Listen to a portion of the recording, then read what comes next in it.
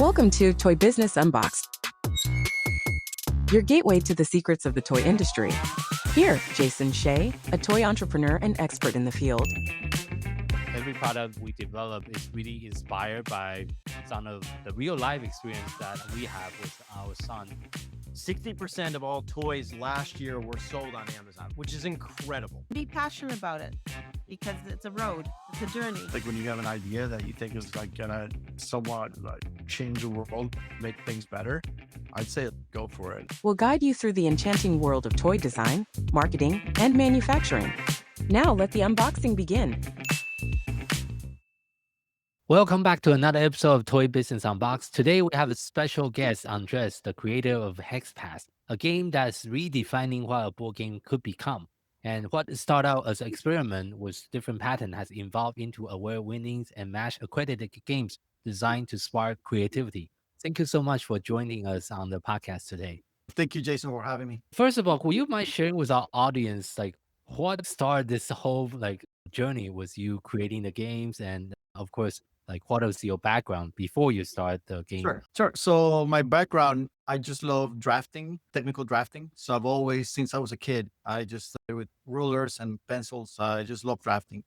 And for the last 20 or so years, 25 years, I've been doing civil engineering drafting and CAD design. But what started this whole thing was back in, I think, 2008, 2009. I came across these true shed patterns, and everybody's seen them around. They just didn't know what they were called. It's basically these tiles that have two different colors, square tiles that have two different colors. And as you tile them together, they generate these nice patterns. And as you rotate them randomly, the patterns change, even though they're all the exact same square. And so I started playing with those, and there's some variations where instead of the two different colors, you have little paths connecting the two sides. Those basically generate little mazes and labyrinths. And so so that's what got it started, just for years playing with those patterns on the computer on our free time. And then little by little, it started becoming more of just looking for other ways of using the patterns. So I don't know how far you want me to get into the whole process, but what moment do you realize that you could become like a full-fledged board game? Oh, it wasn't until years later, because it actually started, like I said, just playing with the patterns, nothing having to do with any games whatsoever. But then there was we had in our history, we like to show a little ferret, a pet. We have for a while there, we had a ferret, and ferrets love tunnels. And so we had the ferret playing with the tubes, those AC unit tubes. And we noticed that the ferret would get tired or bored after playing with the same tube over and over. Yeah. So I went back to thinking it would be cool to use those true shape patterns instead of just flat tiles, to make them like cubes. And those lines, instead of lines, having tubes. And so when you connect those cubes with tubes in them, and many of them in the floor, the tubes would connect and create a tunnel. So the idea was that I would place those on the floor, have our ferret Ted play the tunnels. And whenever I would notice he would be bored, we just rotate one or a few of the cubes and the tunnel would change. And even the idea was to grow that into a way that it would be more automatic, that cubes would rotate automatically. But as you can imagine, at the beginning, playing with trying to create the cubes myself, cut a little piece of wood and the tubes and everything was it was very difficult. And this was just something I was doing in my free time. After a few years trying, Ted passed away. And so I put that aside. And for years, it was just in the back of my mind, like, oh, it would be nice to do that, but it would be too complicated to do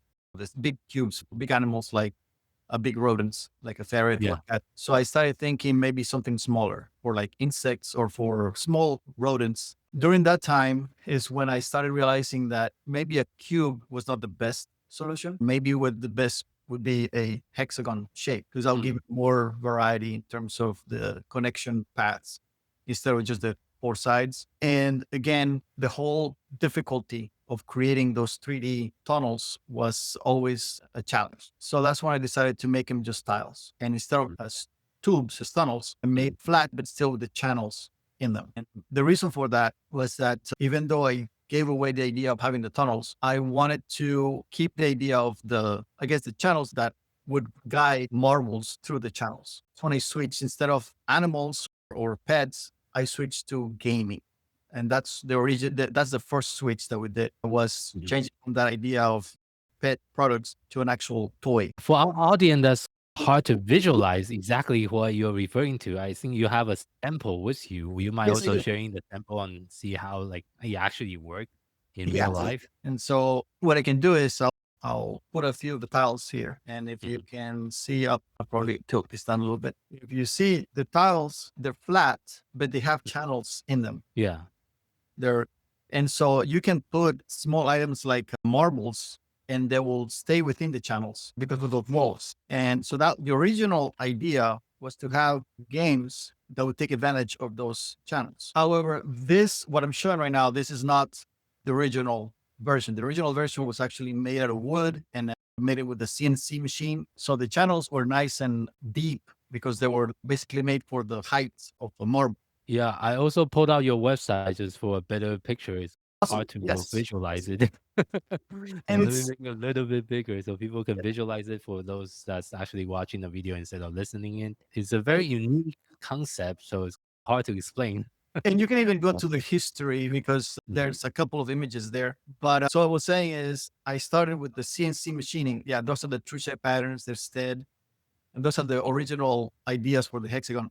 And as you see, Oh. the marbles, if you go up a little bit to the marbles, so Yeah. that was the original inspiration for changing it from pets to play toys, was the marble. And as a kid in Colombia, we had this game called Vuelta a Colombia, which is like a tour of Colombia. And what it was is you would either draw path, like you see on the picture, you draw with chalk on the pavement called a path, and you would toss either like caps or stones following the paths, and whoever gets to the end of the path first wins. But you can also do that same version on dirt. You can create these channels on the dirt using a stick or something, and you would push the marbles along the path, trying to get there first. The idea was to convert that marble game, but on a tabletop situation where you could simply bring a bag of tiles together, and then you can play. Once you're done, you could remove them and Mhm. with you. So it was infinitely reusable anywhere you were, where there was a flat surface.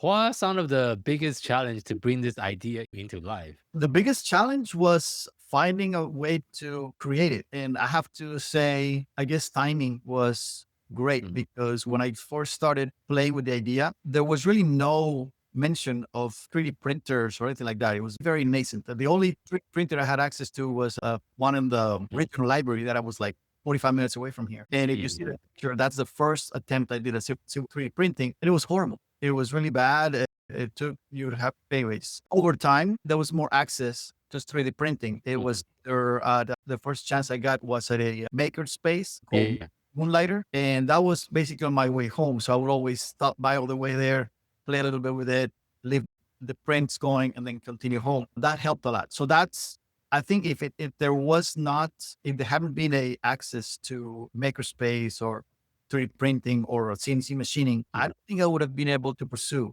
this because I would have stuck doing things at home with rudimentary tools, and it would be a much, much slower process. So only a catalyst having that ability. I see. Purchased a 3D printer myself to make the iteration process faster, and I didn't have to wait to get a chance to go to the makerspace. I could just iterate real quick, leave it printing at home, come back, continue. How many years did it took you Well, to? I mentioned I think first started playing with through patterns back in 2008. The whole issue with our pet ferret Ted was 2009, 2010. And I started playing with the actual like 2013 or 14, something like that. So it wasn't until I switched, like I mentioned before, it was wooden tiles first using CNC machining. Yeah. It wasn't until I realized that the wood tiles would be too heavy and would be too costly to manufacture that I switched to plastic and 3D printing. And that's when I started making the tiles much cheaper. And I was always think could be either very easily manufactured. And once I did that, one of the things I mentioned on the history is that the whole idea of using marbles went out the window for a while because the plastic is so smooth that you could just push a marble, it would go halfway across the board because one push. So Yeah. made it very silly. That's why I decided to put those dots and use dice and ponds because in my culture in Latin America and in many countries, but in Latin America, parchisi is, or parques as we call it, is very popular. And so we all grew up playing parchisi as kids, dice and ponds and trying to get to the end. So Okay. it was natural for us to hey, let's put it, and that's how it morphed into what it is today. The mainly dice and pawns game. But I never wanted to stray away from the channels, as I mentioned before, because I want to, at some point, bring that feature, that useful feature to other games in the future, either marbles or little cars or little hex bugs, whatever it is. Just I want to be able to use those channels. What kind of marketing have you tried, and which one has been working better for you so far? Yeah, it's been challenging because, like I said, like we mentioned before, the process has been so long. And with just in 2019, I was finally able to patent the game. And before then, I was just looking for other games. I was basically looking for games that already had that feature because I just wanted to play it. When I found that there was no other game that featured those rotating pieces, and that's the other thing. I don't think I showed how it works. The biggest, I call it, is that they rotate, changing the paths. And it's kind of hard to show it that way. But that aspect of the game where the tiles rotate, nobody else has ever done that before. So that's why I thought it would be good to patent it. And because of that, it was a whole process of getting it patented. But once I had the patent, I was able, but that wasn't back in 2019. I was able then to show it to the world and tell them, start searching for manufacturers, advertising it basically, but not as a product, more like to show people and say, help me do this, help me do that. How do I fine tune it? And obviously COVID hit. So that put things in pause for a couple of years. I tried to focus on the digital version because I didn't know where the physical board game was going to go at that point. But luckily, we started slowly getting back to normal. And then the digital game then took us a back seat and I jumped back to the physical version. And so finally, back in 2023, the very first thing I ever did to promote the game was to go to the Toy Fair, because as many people realize, I am not a game designer by trade. I just came to this happenstance, I guess you could say. Yeah. And so I was very new to the whole industry. And somebody just mentioned to me, you should take to the Toy Fair. And I did. Many people don't really do that at first. And I kind of waited until I had a quote unquote final product to go there. It helped me a lot to connect with people and start realizing how the industry works. And I'm still learning. This is very, how do you call that? Because I have a full-time job, this is just my side time hobby, I guess you could say. It's not like I'm going to take courses. I don't go into academies or things like that, learning how to do the trade. It's more, okay, I have some time to work on this today. What should I do? Try to learn whatever I can online and then apply it. So to your question, how in marketing it, I haven't really been marketing it because until just last month, because I didn't have a product until the official launch was on January 26th. Before then, I didn't really have a product to sell. I had the original product was what we thought was the final. And that's the product we took to the Toy Fair in 2023. We were supposed to be selling that one. But once I went to the fair and I saw how many changes I had to make to that version, I decided to stop selling that one and stop marketing it. Basically, not even start marketing that one and put it on pause for another year. And so marketing wise, we started doing just social media, just barely a couple of months ago. And right now we're just looking for avenues to show the game, like the Toy Fair. And so I foresee the next few months are going to be very busy looking for different avenues. So obviously put the game on Amazon. We already have a few stores picking it up, but this is just the beginning. We're just barely getting started. So yeah, for sure. And because the product is very different. And of course, very different.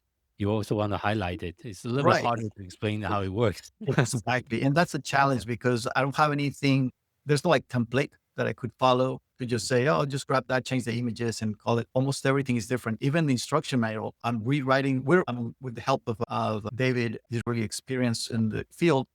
I hired him to help me rewrite the instruction manuals because I wrote it to me, it's very obvious, as you can imagine. But many people, when they see that for the first time, they read it and they get lost. And so hopefully with this rewrite, it's going to be a lot more clear to people that have never seen the game before. And also we're going to be uploading a lot more videos, showing how the game is played, how it's set up. And it's not just one version of the game. There's at least 5 that come in the instruction manual with the original box, but we already added 2 more.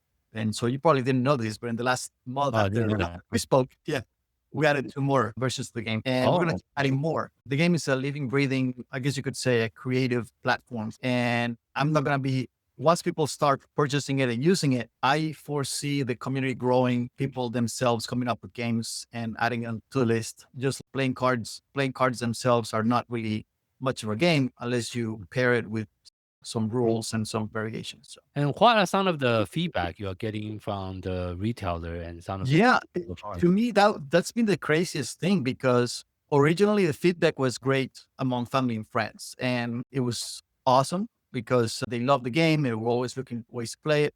But once I started getting the same feedback from the industry, not just from retailers, but also from other designers, from publishers, not just in the first fair in 2023, but this last one in March, it was even more of a positive feedback. That's every time I hear that, I get more and more excited because it's not just a fluke. It's not people found it interesting, but then they got disinterested on it. Everybody keeps going back to it. And people that have purchased the game, they have, whenever I get a chance to talk to them again, they say they love the game. They're still playing it. The kids love it. And in general, it has been absolutely positive. There's been just a tiny few cases where people either don't understand the game or they are probably looking for something more challenging, more adventurous. And perfect example is Dungeons and Dragons games. People that look for that kind of adventure, a role-playing game, they don't see a way of playing those sort of games with HexPath. But at the same time, I'm not trying to create a game that's going to be liked by 100% of the people. I'm just hoping that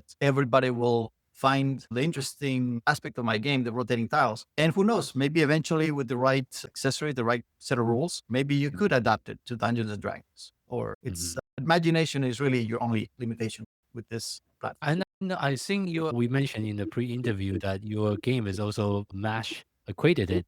Mesh, Yeah, yes. so that's something I also want to discuss. For our listener that doesn't know what MASH is, MASH also stands for mental, emotional, social health. Can you also talk about the aspect of your game that's encouraging some of that? Yes. And I had no idea who Mesh was a couple of years ago. They reached out to me. They probably reached out to many games saying we should get it checked or reviewed by them. And I was hesitant because, again, I have no experience with the industry. Yeah. Well, I didn't know who they were or what they did.